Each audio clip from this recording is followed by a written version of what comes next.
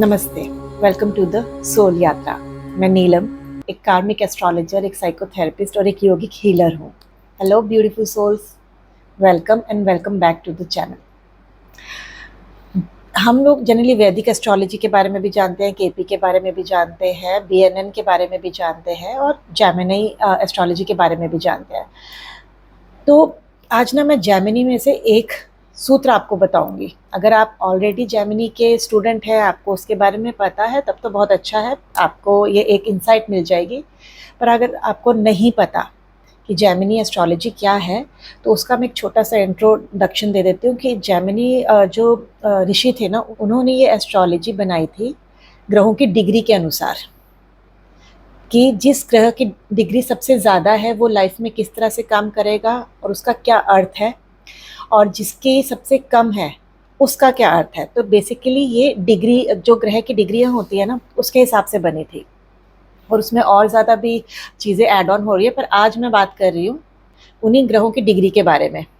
मैंने ऑलरेडी एक आत्मकारक के ऊपर वीडियो बना रखा है, अगर आपने नहीं देखा है तो ये वाला वीडियो है, आप मेरे चैनल पर जाकर देख सकते हैं।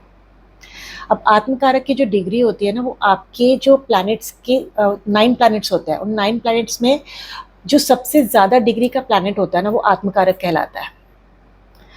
यानी आपकी जो सोल का पर्पस है इस जन्म में, उसको हम उससे देखते हैं।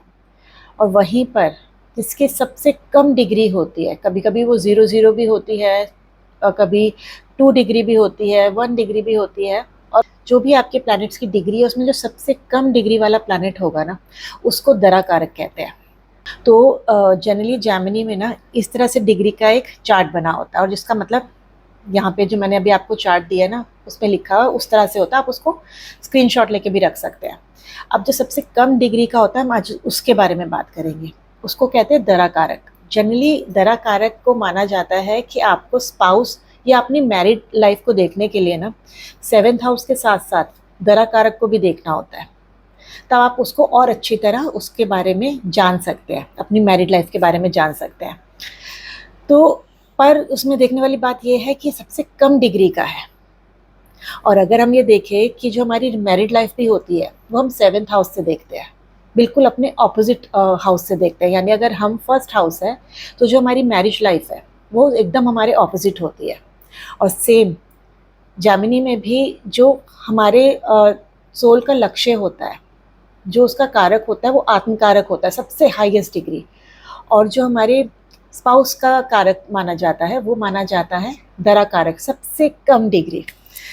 अब इससे आपको समझ आया होगा कि वही एरिया है आपकी लाइफ का जो आपके ना अंदर वो क्वालिटीज़ को निकाल के लेके आएगा जो आपने पूर्व जन्मों में नहीं सीखी है। अब इसको समझते हैं कि मैं क्या कह रही हूँ।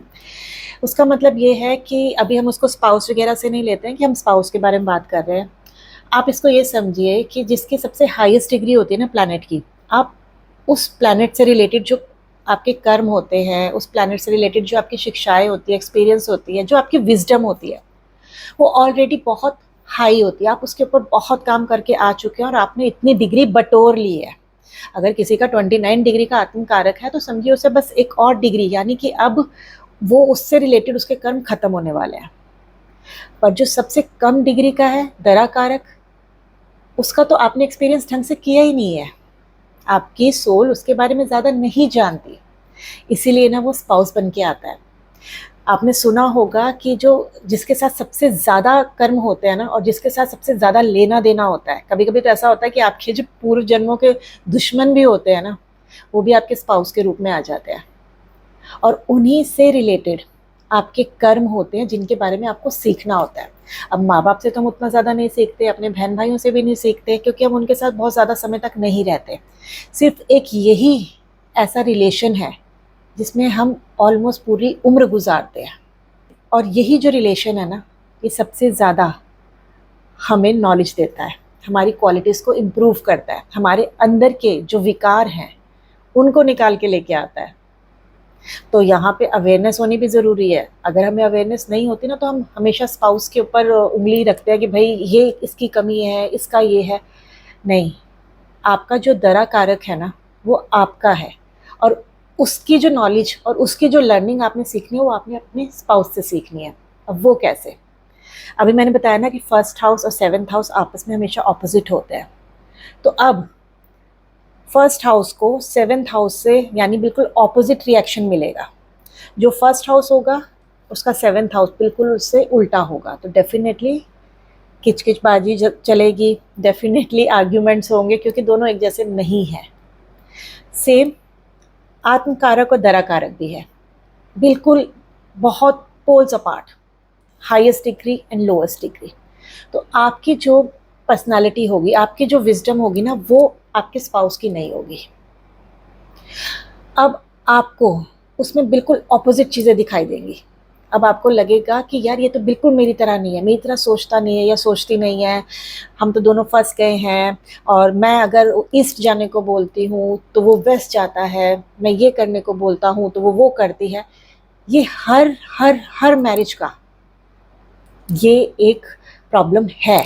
और वो प्रॉब्लम इसीलिए है कि अब आप अपने स्पाउस से ना कुछ सीखने आए हैं। और वो सीखना किससे है? उस दरा कारक प्लैनेट की डिग्री से। उस दरा कारक जो भी हो, ग्रह हो, चाहे मंगल हो, वीनस हो, चंद्रमा हो, सूर्य हो, अब आपको अपने स्पाउस से ना उसी तरह की क्वालिटीज़ मिलेंगी। हो यहाँ पे हम ये भी देख सकते हैं कि जनरली लोग ना जो दरा कारक होते हैं, प्लैनेट्स होते हैं, उनके जो पर्सनालिटी होती है, उनके जो ट्रेट्स होते हैं, उनके जो सिग्निफिकेटर्स होते हैं, उनसे रिलेटेड स्पाउस को ढूंढते हैं। और मोस्टली उन्हें उस तरह का स्पाउस नहीं मिलता, उनका ऑपोजिट स्पाउस मिल जाता है। अब जैसे हम बात करते हैं सारे 9 प्लैनेट्स के ऊपर, जनरली केतु और राहु को कुछ एस्ट्रोलॉजर्स दरा कारक में लेते हैं और कुछ नहीं लेते हैं, पर मैं यहाँ पे ना सारे 9 प्लैनेट्स को लूँगी। It depends on you. अगर आपको साथ राहु केतु रेजोनेट करता है तो आप उसको लीजिए, अदरवाइज राहु केतु की डिग्री को हटा के 7 प्लैनेट्स में जो सबसे कम डिग्री वाला है उसको अपना दरा कारक बना लीजिए। अगर आपका दरा कारक सूर्य है, यानी सबसे कम डिग्री का जो प्लैनेट है वो सूर्य निकल कर आता है, तो आपके और आपके स्पाउस के बीच में जो प्रॉब्लम होगी ना, वो प्रॉब्लम होगी ईगो की और इक्वालिटी की। और आपका ट्रिगर पॉइंट भी यही होगा कि भाई मेरा पार्टनर ना मुझे रिस्पेक्ट नहीं देता। हम दोनों के बीच में बहुत ज़्यादा ईगो क्लैशेस होते हैं। तो इस जन्म में अब आपको सीखना है कैसे एक हेल्दी रिलेशनशिप बनाना है। ईगो से उठकर, डोमिनेंस से उठकर, यानी अपना जो डोमिनेशन है ना कि मैं ही सही हूँ या मेरे तरीके से ही होना चाहिए, अब इससे उठकर अब आपको एक हेल्दी इंडिविजुअलिटी को सीखना है। दोनों को एक दूसरे को रिस्पेक्ट देना सीखना है, और एक दूसरे की इंडिविजुअलिटी, यानी आप भी सही हैं वो भी सही हैं, उसको कैसे एक्सेप्ट करना है ना, ये सीखना है। अब किसी का चंद्रमा अगर दरा कारक है तो आपके लाइफ में जो शादी के बाद ट्रिगर पॉइंट आएगा ना, वो आएगा कि आप अपनी शादी में ना एक इमोशनल सिक्योरिटी ढूंढेंगे। और जब आपको ये इमोशनल सिक्योरिटी नहीं मिलेगी तो आप अपने स्पाउस के प्रति बहुत ज़्यादा सेंसिटिव हो जाएंगे, या आप अपने रिलेशन के प्रति बहुत ज़्यादा सेंसिटिव हो जाएंगे। आप उसको बहुत ज़्यादा होल्ड करके चलना चाहेंगे, और आप बहुत ज़्यादा अपने स्पाउस के ऊपर इमोशनल डिपेंडेंट हो जाएंगे। तो आपके लाइफ में, इस जीवन में जो आपको सीखना है ना, वो यही सीखना है कि कैसे इमोशनल डिपेंडेंसी से बचना है, कैसे अपने आप को इमोशनल बैलेंस करना है इस रिलेशनशिप में। क्योंकि हो सकता है कि आपकी लाइफ में बहुत सारे ट्रिगर इमोशनल इम्बैलेंस की वजह से आए। तो अब आपको अपने रिलेशनशिप में एक इमोशनल हेल्दी बाउंड्रीज, यानी हेल्दी इमोशनल बाउंड्रीज बनानी है कि क्या आपके लिए सही है, क्या आपके लिए सही नहीं है। अगर आपका दरा कारक मार्स है, मंगल है, तो शादी में हो सकता है या स्पाउस के साथ हो सकता है कि बहुत ज़्यादा आर्ग्यूमेंट्स हो, बहुत ज़्यादा बाउंड्रीज क्रॉस की जाती हो। और यही आपका ट्रिगर पॉइंट भी है कि आप नहीं पसंद करेंगे कि आपका स्पाउस कुछ बाउंड्रीज को क्रॉस करे। तो ये हमेशा आपके लिए ट्रिगर पॉइंट रहेगा, गुस्से का कारण बनेगा। तो शादी में हो सकता है कि अग्रेसिवनेस कुछ ज़्यादा हो। तो अब आपको इस जन्म में क्या सीखना है? आपको सीखना है कि उस अग्रेसिवनेस को ना करेज में बदलना, प्रोटेक्शन में बदलना। क्योंकि मार्स एक सोल्जर है, प्रोटेक्टिव सोल्जर। तो उसको अगर सही तरीके से चैनलाइज किया जाए तो वो प्रोटेक्शन का काम करता है, और उसी एनर्जी को अगर गलत चीज़ों के लिए चैनलाइज किया जाए तो वो गलत लोग भी बन जाते हैं। आप देखते हैं कि कितने लोग अपनी एनर्जी को किस तरह से यूज़ करते हैं दूसरे देशों को तबाह करने में। तो इसको ना आपको करेज में बदलना है, प्रोटेक्शन में बदलना है। अब करेज का मतलब मैं पहले ही आपको बता दूं कि करेज का मतलब ये नहीं है कि आप हर जगह मतलब बड़ा करेजियस दिखा रहे हैं कि एडवेंचरस हो रहे हैं ना। यहाँ पे करेजियस का मतलब है अपनी गलतियों को स्वीकार करना और उन्हें सेटल डाउन करना, उनके ऊपर काम करना। ये सबसे बड़ा करेज है जो लोग नहीं करते हैं। तो आपको इस जन्म में यही सीखना है। अब अगर आपका दरा कारक बुध ग्रह है तो हो सकता है कम्युनिकेशन से रिलेटेड इश्यूज आए, मिसअंडरस्टैंडिंग्स आए, और यही आपकी मैरिड लाइफ में ट्रिगर पॉइंट भी होगा। मिसअंडरस्टैंडिंग ऑफ कम्युनिकेशन, गलत चीज़ें बोल देना, गलत बातें बोल देना, कंट्रोल ना करना अपनी बातों पर, इधर से उधर बातें करना। जनरली बुध एक बच्चा प्लैनेट है, तो वो इन चीज़ों में बहुत जल्दी बह जाता है, और सबसे कम डिग्री के होने के कारण उसके अंदर अभी वो नॉलेज आई नहीं है कि कब कहाँ क्या बोलना है। तो यही अब आप अपनी मैरिज के थ्रू सीखने आए हैं। आपका जो ट्रिगर पॉइंट होगा ना हमेशा तकलीफ में आने का, वो यही होगा कि कोई मुझे सुने, कोई मुझे समझे, और ये आपको अपनी शादी में ना मिल रहा हो। तो ये आपके लिए ना ट्रिगर पॉइंट बनता होगा शादी में ये अनबन होने की। तो अब इस जन्म में आपको क्या सीखना है कि कम्युनिकेशन में ना मैच्योर होना है, कब किससे कैसे बात करनी है ये सीखना है, कि कहीं आप अपनी बातों से दूसरे को हर्ट तो नहीं करते हैं, इसके बारे में आपको सीखना है। अब अगर आपका दरा कारक जुपिटर प्लैनेट है, जुपिटर प्लैनेट विजडम को दिखाता है, तो और यही आपकी लाइफ में ना ट्रिगर पॉइंट भी है। समवे या तो आप अपने पार्टनर को एज अ गुरु देखेंगे, एज अ टीचर देखेंगे, या आपका पार्टनर इस तरह से बिहेव करेगा आपके साथ, और यही आपके लिए शादी में तकलीफ का कारण भी होगा कि दोनों एक दूसरे की विजडम को रिस्पेक्ट नहीं करेंगे, दोनों ही एक दूसरे को अपनी नॉलेज के हिसाब से चलाना चाहेंगे।